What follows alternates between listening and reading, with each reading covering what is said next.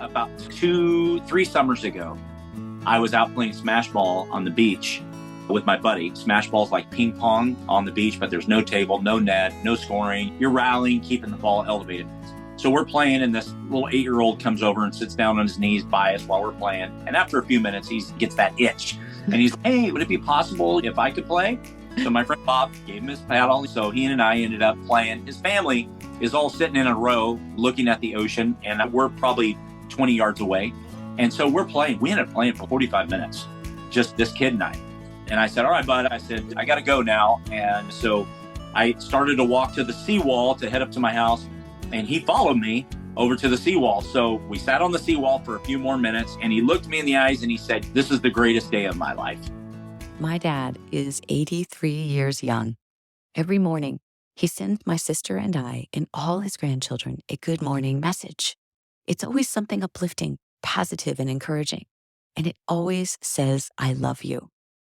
We all look forward to this, and we know that Granddad won't be around forever. So we really cherish these messages of love and empowerment. My dad loves to say, every day is a new opportunity. And that is what he taught me. That, along with how to work smarter, hold family dear, and go after my dreams. I know there are people out there who go through the motions every day with no one saying good morning, no encouraging word, and to support a positive mindset. And there are others who are doing all the right things, but still need a little nudge to create and maintain positive habits throughout the day. So in my dad's honor, I've created Your Positive Moment. Research clearly shows the benefits of positivity and connection. A recent Gallup poll showed a significant percentage of the world is lonely. Your Positive Moment solves these problems. These are messages that come directly to your phone first thing in the morning, so you can begin every day on a high note. The message includes a loving greeting, an affirmation, a daily reflection, and an easy action step to get you going in the direction of growth and fulfillment and transformation, and to help you stack up good habits. A simple daily message has the power to change your life. Get started with your beneficial morning message habit for free. yourpositivemoment.com. Welcome back to Blessings, my friends. Today, I'm speaking to a true California dude. Russell Rogers found success with his landscaping business and a passion for personal training. He worked with baseball and softball athletes and has spent over 20 years watching what happens to kids and adults when they take the time to get outside and move. People blossom when they move. Russ wants the whole world to feel the mental and physical benefits of movement. So he's creating a movement around movement that he's calling Move Today 365. We're going to hear all about Russ and what has inspired his desire to change the world through movement and his cool Cali vibe. Welcome, Russell Rogers, to the show. Awesome. Thank you, Mitzi. It's such a pleasure to be here. I'm so excited to be on Blessings, and I appreciate this day and starting the morning with you. And let's get this thing rolling. Thank you. Let's go. All right. So we're going to start in with something very deep. I believe that everyone is sent here to teach us something.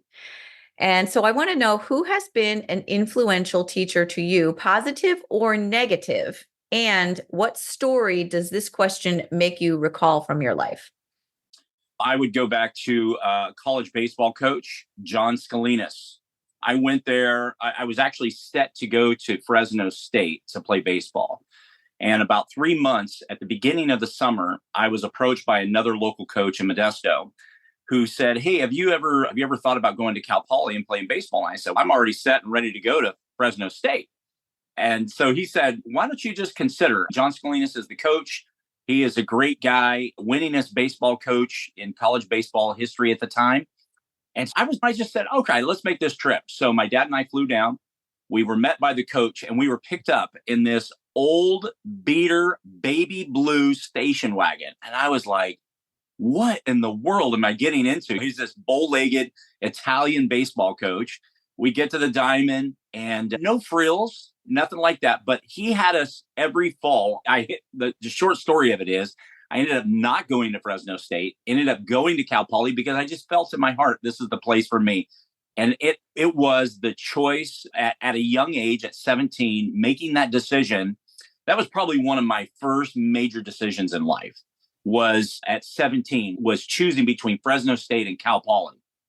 It was the greatest decision because John Scalinas was influential in my life in the sense of this. Every fall, we would sit under this giant oak tree outside of the stadium. And we would sit under there and we all had to purchase the book Psycho Cybernetics by John Maxwell Martz. And so we had to get under this tree and he would teach us and we would go through this book. And one of the five most important words that he taught me and he taught us as a team is surround yourself with good people. And that to me has really resonated throughout my life is surrounding myself with people of influence, people of encouragement, people who love to live life and to laugh and to smile and enjoy the day. And that really impacted me. And here I am, I'm 56, still recalling those times under that oak tree that were so influential in my life. So John Scalinas, my college baseball coach. Wow, what a great story. I love that he was teaching you from a book and how he had already the mindset of tying in other aspects of your whole self. When you're playing baseball, you're talking about your mental energy, your emotional energy, your spiritual energy, like the whole package. Yeah. It was so funny. Every once in a while, he would do this little animation kind of thing. And so he got his assistant coach with him. And there was one particular day that I remembered so vividly. He was like, what kind of baseball player are you going to become? Are you going to be a rock candy solid through? Are you going to appear as a rock on the outside and mush on the inside? Are you going to be mush all the way through? So, for instance, he goes, if you're in the batter's box and a guy throws a fastball high and tight, knocks you to the dirt, how are you going to respond?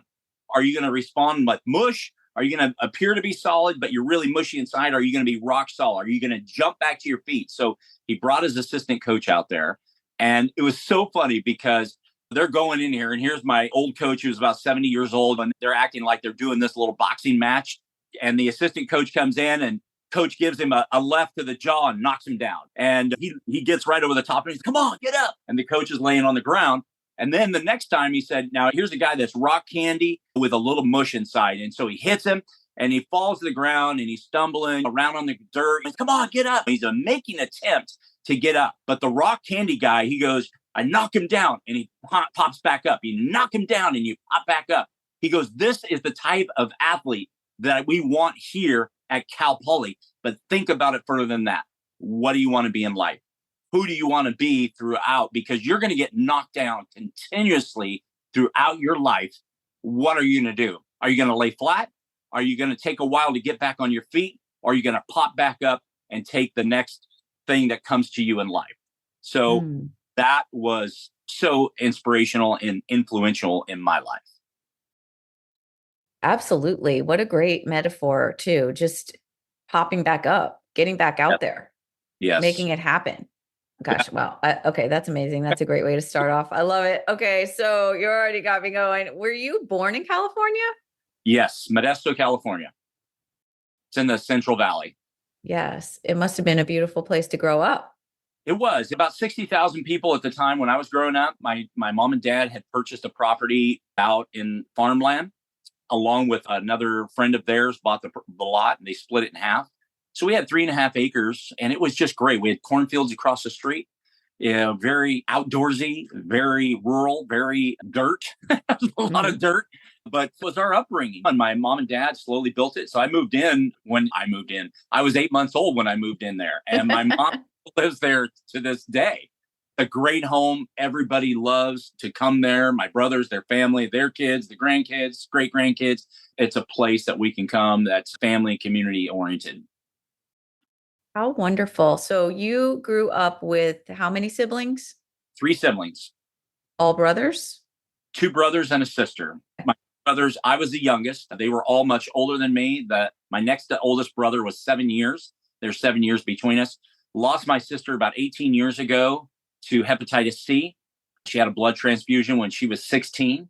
We miss her dearly, but my two brothers and their families, my oldest brother lives in Missouri and my other brother lives here in California. Okay. Wow. I'm sorry to hear about your sister.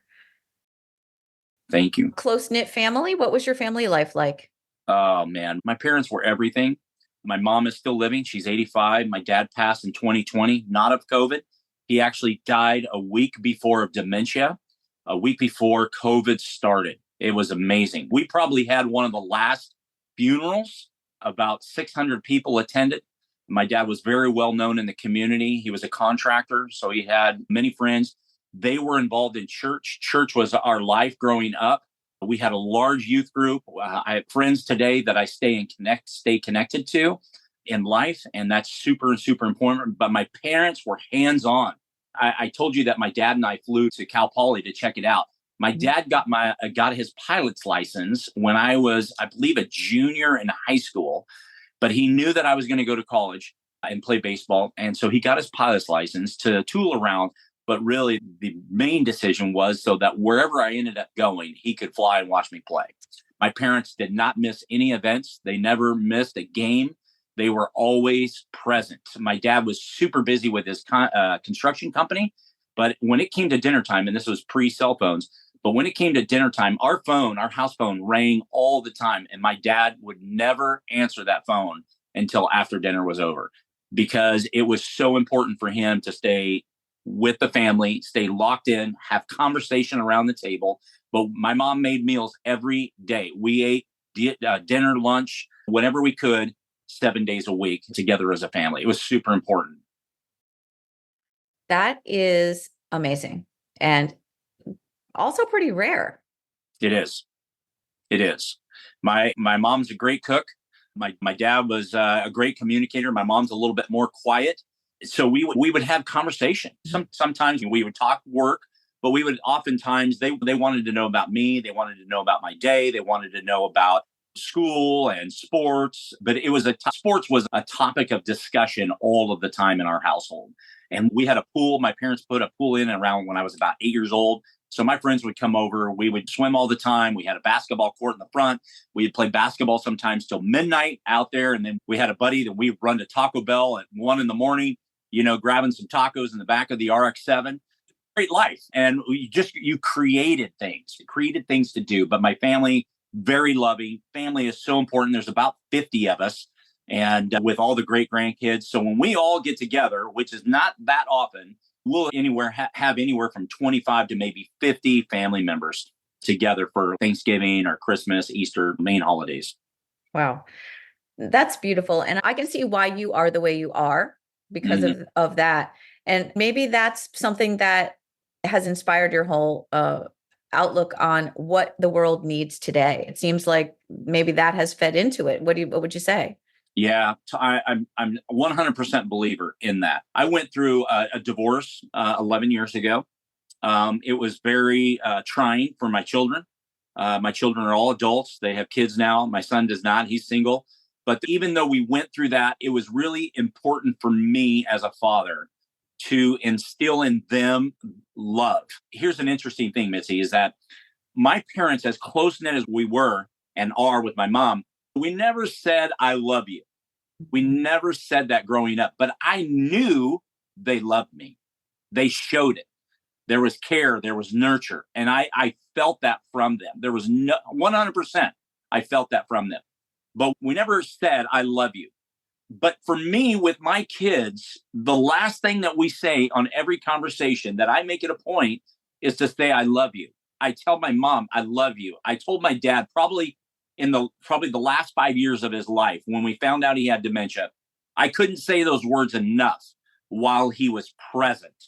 And so when you think about family and you think about love, to me, it's so important for children, for grandchildren to know that they are loved and to hear it.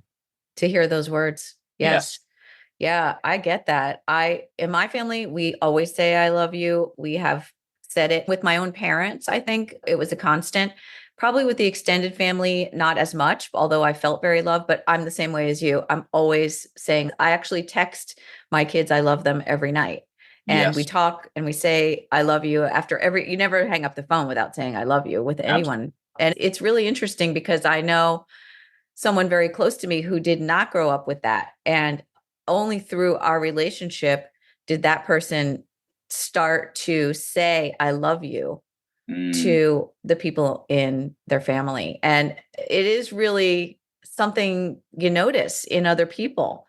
And it's absolutely. so important. It's so important. I Yeah. even find myself saying I love you sometimes when it's in crazy situations. Like I'll be talking to somebody at the post office and be like, bye, I love you. I mean, I do that. And people look at you like, okay. But Yeah. it's funny. It's so important. So how does love tie into movement? That's a great thing because you hear it around the world about love, right? Love, not war. And it's really important that we exemplify it in our own lives and we share it with other people. We share it with our family and our friends. And when you think about it, there's such a disconnect in families. There is disconnect in communities. And one of the things that when I was really inspired to write these books, I really thought about family, I thought about love, I thought about movement, and I thought just coming together. It's not just about family, but it's a much bigger picture than that. It's about community. It's really about reaching out to other people's. And as you reach to other people, your friends, your colleagues, the people that you know, then they're going to introduce you to other people because we have the walks and we can talk about that later. You're meeting people in your community. It's so important. And so when you talk about love and we talk about the books and you talk about family and you talk about movement, you got to have love. It's got to be in you. And we know that those are all different levels of types of love. Some people really are expression. They have expression of love. Some people are more quiet, and that's okay. But as long as you're giving it. So when I'm talking with my friends and family and stuff like that, it comes from the heart. It's an expression from within. It's who you are and how Mhm. you're going to give that. And so when we talk about love, when we talk about movement, it's about family, it's about community. Mhm. So it's interesting that you've taken all the most influential things in your life. You've got books, which have been very influential for you, family, very influential, a sense of love, a sense of community, and your love of the outdoors and just being active.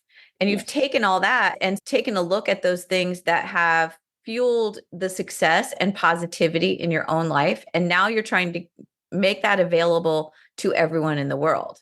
Because if you think about it, there are kids who grow up and never read a book. There are parents who never read a book to their children because they don't know how to do that. They didn't have that experience. And this goes on for generations. So it's almost like you're inspired to break generational wounds Yeah. and turn people's lives around. It's a much more difficult task to break somebody that's already set in their Yeah. ways. Mhm. So I was talking with somebody yesterday, and it's really focusing in on the ones who are just starting out. So when you talk about like young parents that have toddlers or new babies or 2, 3 year olds, that is the time to influence them. So breaking patterns of habit is going to be a much more difficult task, but it's a challenge that I am up for. It's a challenge for me that I'm spreading this news, this good news, this love, this passion that is burning inside of me that says, let's go. Let's do this. Let's inspire people who are isolated. Let's inspire people who are not moving. Let's inspire people that are moving to inspire their friends and family members who aren't doing anything to get out and to move and to even read books. And so it's a broad spectrum of hits, but it's really focused on just one thing, and that's about movement. And movement blossoms and into other things. And so it's exciting. I'm passionate about it. And my friend asked me yesterday, we were down hanging at the beach, and he's, what if in a year and a half, this thing is not what you think it's going to be? And I said, it's going to be. Like it's not going to be something less than what it is now. It's going to be something that's much greater beyond my thinking, be way Mhm. beyond. And where I am today and what I thought a year and a half ago, I never thought I would be doing what I'm doing right now 1 year ago. It's already growing. It's already blossoming into something that's beautiful and meeting people around the world, even just like yourself. Thank you. I know it is. It's so cool. But so a lot of things are coming into my mind. I know that your professional career centered around landscaping and personal training. Hmm. And then I think it's really interesting for people to note that you can have a quote career Yeah. and then you can be inspired and you can change directions. You can make a pivot. And we're a similar age. And I feel like the same thing happened to me. Like it was the time in my life where I thought, all right, I want to do more. I want to help more people. I want to reach out to the world in a different way. So what inspired you then why did you make the jump? Yeah. Great question. So I was, as you stated, I was in personal training with baseball and softball athletes for 20 years, 8 years of coaching prior to that. I did travel ball teams in baseball, in softball. So I was working with kids all my life. I worked with an orphanage for 2 years as well. Working with children, working with kids, working with young adults. This was all a part of my adult life. So the pivot happened in 2020 when COVID hit. The parks closed, the schools closed. So not having places of personal training. So that really started getting my brain going like, all right, so I'm gonna step away from this. I'm gonna step away from coaching and personal training. I think this is a good time to break away. But I wasn't thinking at that moment like I'm going to do something, else. I was just thinking, let's just close this chapter. I'll focus on my business of landscaping and I'm just going to ride with it. About a year later, I was getting itchy and I bought this journal and I carried it with me everywhere. I had no idea. I had no idea what was going to go in that journal. And then I was on a flight to the East Coast and boom, it hit me.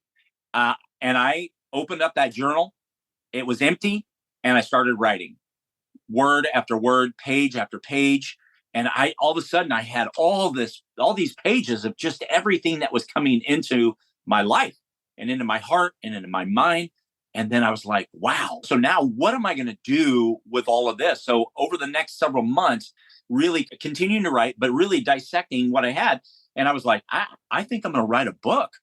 And I never thought of myself as an author. I never thought about writing a book. That never entered my mind. And at that time, I'm like 52, going on 53. I was just like, this is crazy. Like, and so I started talking with people actually who have authored books. And so as I started to do that, I started to meet people and discussing about it. I went to bookstores and started looking at different books and different ideas. And I knew that it had to be about kids because my message, that what I was writing, all had to do with influence, inspiration, encouragement. So that's how it all happened. And it just formulated from there into this idea that I'm going to write a book. And then I was like, I've got a lot of information here. I think I'm not going to put it in one book, but I'll put it into 5 books and influence families and children. That was amazing. That is amazing. And so the foundation for this whole movement of yours was one book. And then that turned into many books. And I love what you said about reaching the children. So your books are geared towards children, correct? Correct. Yeah. And so you have to get the parents to get the book to get it That's to the kids. So how do you do that?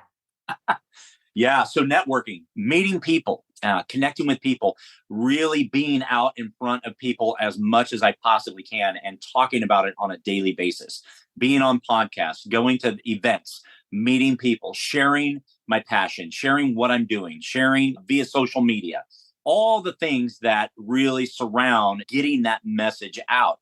And it's been a lot of work. I'm up for the challenge and I love connecting with people. That's the greatest thing for me that I really find joy in.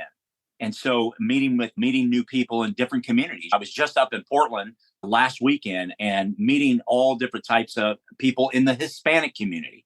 My books are in English and in Spanish. So that's a whole nother avenue. I don't, even though I worked in an orphanage in Mexico for 2 years, I do not speak any Spanish, but poquito español. And it's really just connecting with people of all races. And we are one people. And so it's just getting that message out that's really super important for me, not only about the one book, but about 5 books and really inspiring families because, as you stated, I got to connect with parents.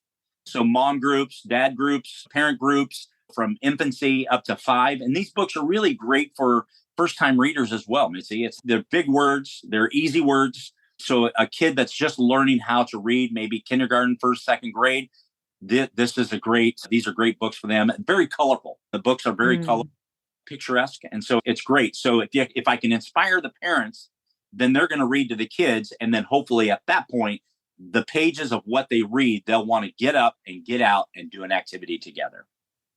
The theme of movement, to me, it's much more than just physical activity. Movement is about what's happening in the mind. You're moving, literally moving yourself to a new level when you Yes. think about movement. And I think the physical activity translates to that, and that you're inspiring people to get out there and move. I know you have these walks that take place the second Saturday of every month, and you try to get a lot of people across. I've done one and trying to get a lot of people across the country and probably the world involved in this. But the idea of getting the movement happening in the whole person from the time that they're little is such an interesting concept. I think what these days kids are not playing outside as much as they should be. They're using these devices, and there's a lot of talk about this. There's a lot of research on it. There's actually some pushback on it now. So you're jumping into this at just the right time. What in your books, what are the themes that you want kids to be focused on to create this mental and physical movement? Each of the books, they're all called Today. And so it's first time, baby steps, here I go, something new. These are the subtitles. And so as you're growing in these first 5 years, and you think about the development of a child's brain, right? Those first 3 years are very influential for parents to get into the minds of kids.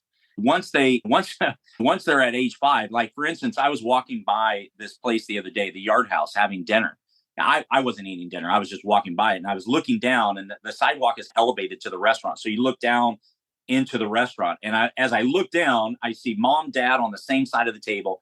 I see approximately 4 and 5-year-olds sitting together side by side. I'm assuming brother and sister. And what are they doing? They're on their iPads. And we cannot leave the house without having some type of media in our kids' hands. Right. And so, yes, we're trying to appease them, but are we appeasing them in the right way? Conversation, looking the kids in the eye, having conversation is so much more important than them being on their iPads. And so it's training those kids from an early age to get into their minds for development about movement and about communication and about family and about eye contact. These are so important in those growing years of a kid's life. And if we can get into those children's and parents' lives early, then we can affect the next generation. And that doesn't mean that I'm not trying to reach people that are already there, that have 13, 14, 15-year-olds, because they need to be impacted too. Yes, the devices that you mentioned, they're an important tool. Let's use them, don't abuse them. Let's take breaks from them. And let's enjoy life, because when you're out there, like for me, I live near the beach. So when I'm out there and at the beach, everybody's doing the selfie thing and taking photos, and all of that is fine.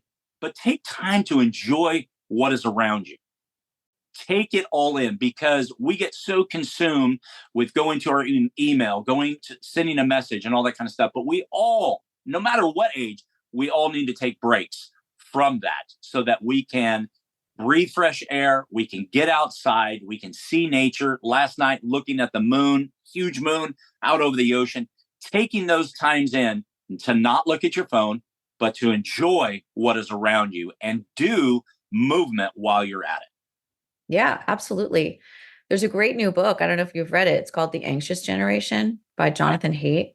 It's about this very thing, that we've created a whole generation of people who are experiencing a lot of problems, anxiety being one of them, and also disconnection, because I think the paradox of using the devices is that we say it's for connection, but it actually makes us disconnected. Correct. In a lot of ways. And, I remember when I would take my kids to a restaurant, that's part of your training as a parent. You teach your children how to go to a nice restaurant and have a meal. You don't give them an iPad so it keeps them quiet so you can enjoy your glass of wine. And that's what's happening. Yeah, And I get it. I get it. Trust me, it yeah, is hard work. It's not always the enjoyable dinner experience that you want when you're going out with kids, but that's part of your job. yeah. If you can bring, they used to, even in a, not a fancy restaurant, but you would have a placemat that had puzzles on it. And you could do these puzzles with your kids. There were interactive, and I'm sure they still do that in some places, but be interacting with your kids. Don't 100. just sit them there because you want to have a break. And although I totally understand that and wanting that, but it's the job, in my opinion, of the parent Absolutely. to be there and enjoy the moment. And then in the process, you're training your children how to do that moving forward. Oh, yeah. Because I've caught myself, Mitzi, doing the same thing. Last weekend, went out for Father's Day with my daughter and two granddaughters who are 5 and 4. And they're given a placemat and color crayons. And we're interactive, coloring with them and talking with them. And what are they coloring? So interactive, right? So you got to have that. But then when that page is done, then what's what? next? Right?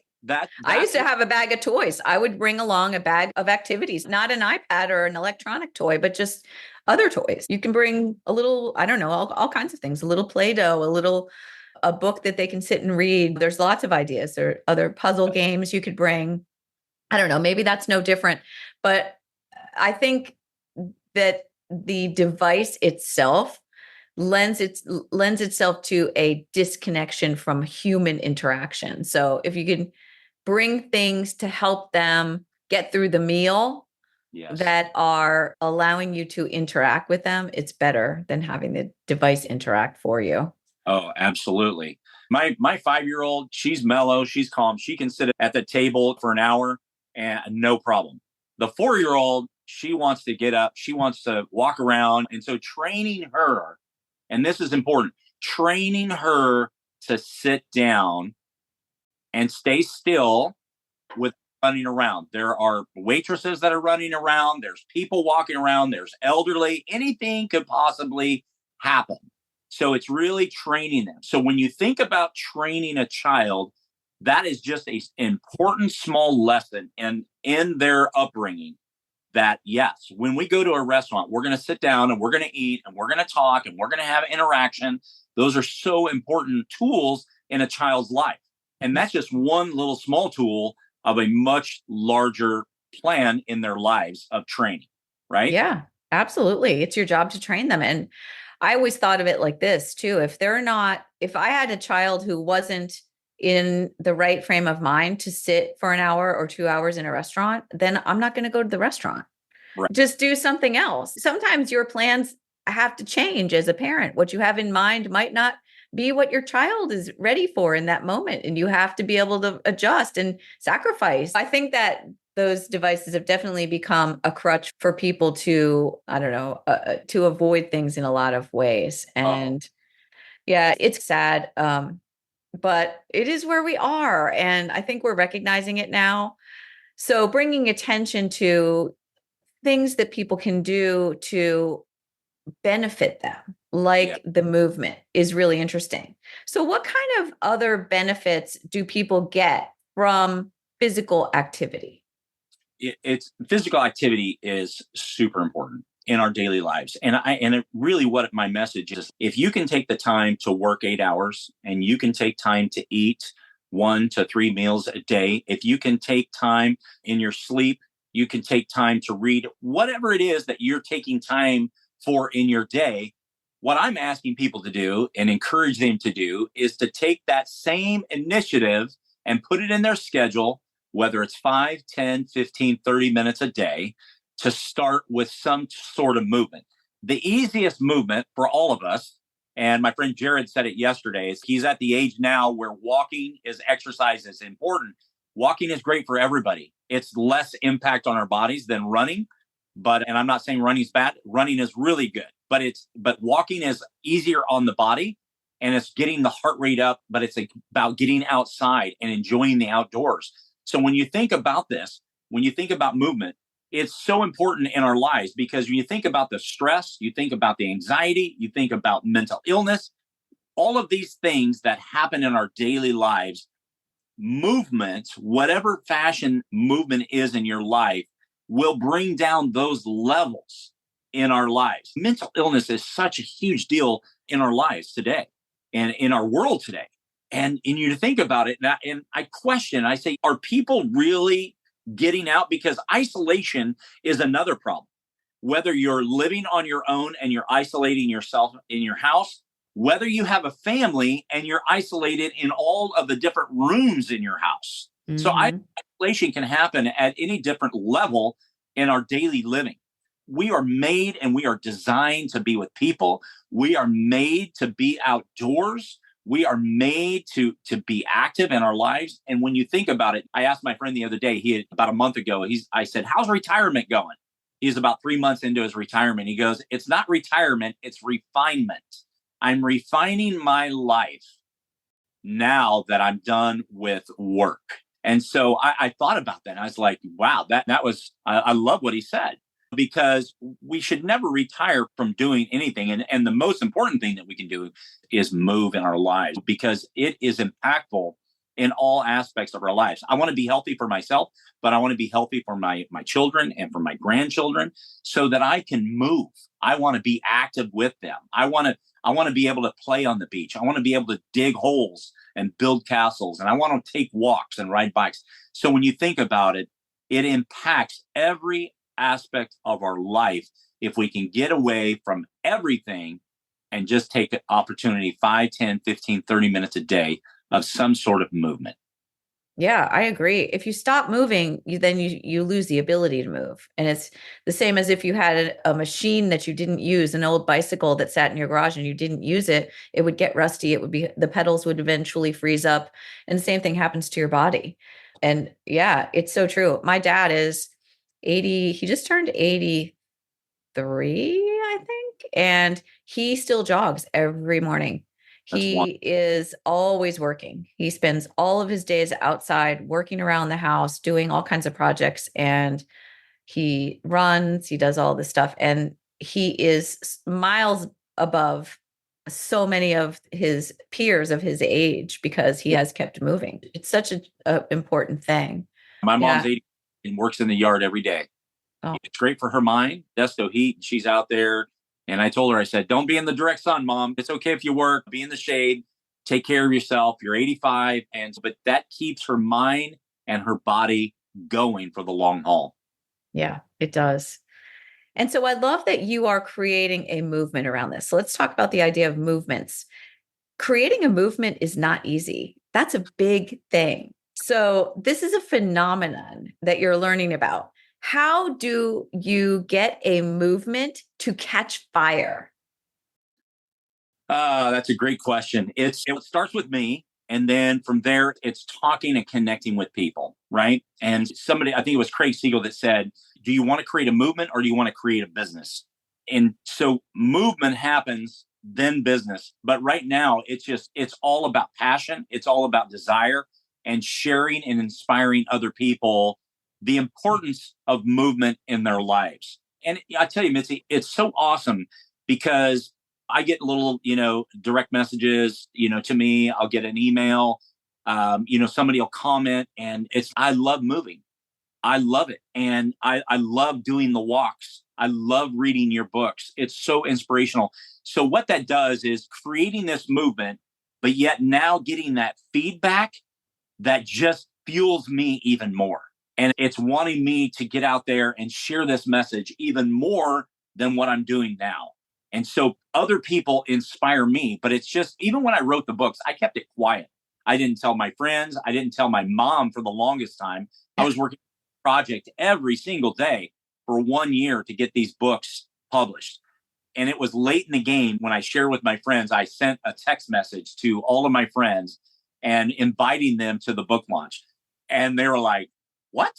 You've been doing this all this time and you haven't said anything? Now they are inspired and they want to walk with me. They want to move with me. And even if they're not in the walks that are happening on the second Saturday of each month, I get messages. People are out there. Hey, Russ, I'm out there doing it. I'm out with my family. I'm walking my dog. I'm with my kids. I'm whatever it is. And this just fuels me to do it and to keep going. And we need that, right? We need that in our lives. And so it's important for me that it's just the beginning. It is just the beginning. And we got a long ways to go to impact the world. But I never knew that when I was doing personal training, when I was doing the one-on-one, how important that was and the connectivity. But now that I'm doing this, it's much bigger than one-on-one. It's worldwide, and we are going to influence the world to move. And I'm excited about that. It's an interesting thing to consider, that something you and I might take for granted, like taking a walk, taking your dog for a walk, going out and on a nature trail, anything that we might consider a normal activity, taking a walk on the beach, playing game of catch. There are lots and lots of people for whom those things are not a part of their lives. They never move. They don't Yeah. get up from their chairs. Some people don't even hardly leave their homes. And it is really admirable that you are trying to reach out to those people who just need a little nudge to get out there. And I think if they had a friend to do it with, like Yeah. you're that friend, you're that guy who they can say, they can get on even on your social media and say, oh yeah, Russ is out there. He's walking today. I'm going to go walk, and send him a message, let him know I'm doing it. And to know Yeah. you're on the other end, like you're a human and being on the other end of that.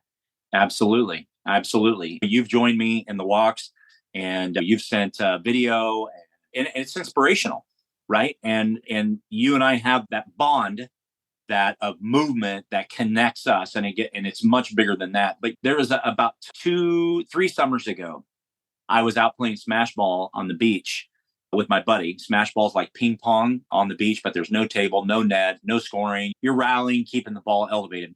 So we're playing, and this little 8-year-old comes over and sits down on his knees by us while we're playing. And after a few minutes, he gets that itch. And he's like, hey, would it be possible if I could play? So my friend Bob gave him his paddle. So he and I ended up playing. His family is all sitting in a row looking at the ocean, and we're probably 20 yards away. And so we're playing. We ended up playing for 45 minutes, just this kid and I.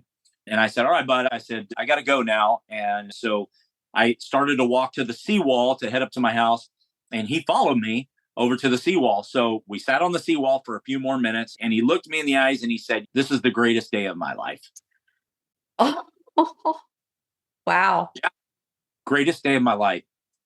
That meant a lot to me, but for me, it's like, I want him to say that to his parents.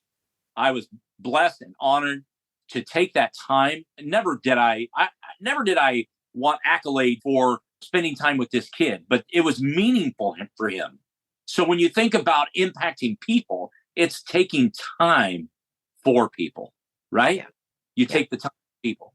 So, that meant, the world to him, to be able to just spend some one-on-one time. And so I went up to my house. He went over to his parents. I went up to my house. I had a couple old paddles and some balls. So I walked back down to the beach, and I called him over, and he came over, and I said, hey, I want you to take these paddles and this ball, and I want you to spend time with your dad and your mom, not only here at the beach, but I want you to do it at home as well. And spend great time, quality time doing it, because you love this. Build those memories with them. And when we take time for people, you never know what kind of an impact that you're going to make on them. And that was a day I'll never forget. You're making me think that we don't have to reach the parents, because we can reach the kids that are old enough to understand that they can reach their parents.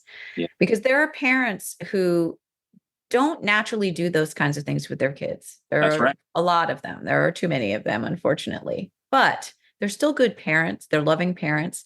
And if their child came to them and said, listen, I played this game and I just loved it, and I want to share it with you, and I'd like to play it with you, Dad, that might just be the opening that dad has been waiting for. Yeah. And it might change the whole family's life. Absolutely. Yeah. And it's so true. It is so true. There's another family that comes and vacations here every year. And when the kids were young, like 8 and 10, a daughter and a son, they saw us playing, and they bought the smash ball. So the brother and sister, they would play together, but then they wanted to play with us. So now these kids are like 14 and 16, and they still come here on vacation. We still see them every year, and we still play smash ball every summer that they come here.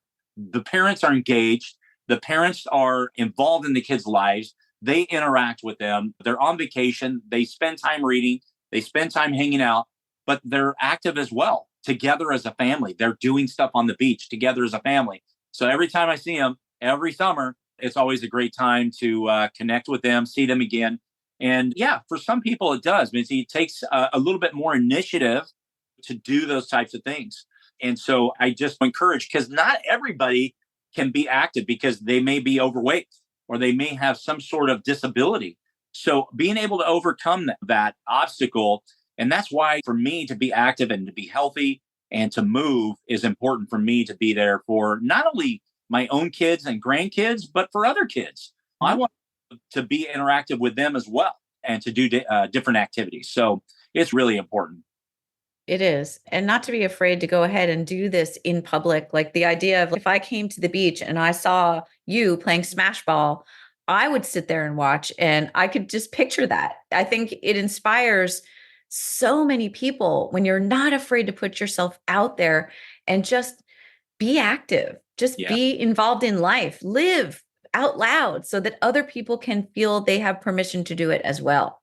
Yeah, absolutely. Absolutely. And if we take the initiative and we put ourselves out there, opportunities are going to come our way. We play cornhole on the beach, we play smash ball, I play beach volleyball. There's an opportunity in all of those things to involve other people, whether they're adults or whether they're children. We can make an impact in our immediate world around Yeah. us. Yeah. It seems like you have taken all of the most valuable life lessons of your life and applied them now so that you can really teach them to others. So, can you just let us know what are the most important lessons that you have learned in your life? Family. Family is number one. My parents are Christians. My dad passed. My mom, she is the stalwart. She is the one that prays for family members and keeping us healthy through prayers. She attends church weekly at 85. So she was the rock for our family, even more so than my father. And still to this day, she is the rock. But family is really important. Loving God, loving family, and then love itself. These are three things that are so important for me that go beyond movement, that go beyond, because these things are soul changing. And we've got to start from within and work out. And so if in our heart and it's in our minds, God, family, and these are so important for us to go through life and love. These are three important ingredients. There was a coach by the name of Jen Valvano, and he coached North Carolina State back in the 80s. When his job ended in coaching, he went on to ESPN, did things like that. But then he found out he had cancer. He battled that. And just a few months before he passed, he was at the ESPY Awards and he was to give a speech. And he basically said, I was so weak that I could hardly give this speech. But when his name was called, he was helped up to the stage. That was about 10 steps. He got up there and delivered this message. And he said, if there's three things that I can convey in life, he said, laugh every day, cry every day, think every day. And if you have these three things in your life and you do it daily, it's a great day. And not only do I carry the God, family, and love, but I think about this and I think about the three things that he stated about laughing, crying, and thinking every day. And I've added a fourth, and that's movement, right? Yeah. These are, as I have grown, these are things that really are impactful in my life and then I want to pass on to other people. Yes, I love that. And what about your blessings? What do you feel the most grateful for? Oh, man, I love my mom. And I am grateful for health. As you get older, when you're in your 30s, you're not thinking about health. When you're in your 20s, you're not thinking about this thing. But you get in your mid 50s and that really resonates. And you start thinking about health. And you look at people that are in their 70s who look like they're 90 because they didn't take care of themselves. So True. It's really important as a child, as a young adult, you get in your 20s and 30s, when you think about health, and you think about fitness, these things, I'm blessed. I'm thankful for good health. I'm thankful for family. And I'm thankful that I was given the opportunity in my upbringing because not everybody has the type of upbringing that I had. And they're born into a different family, a different community.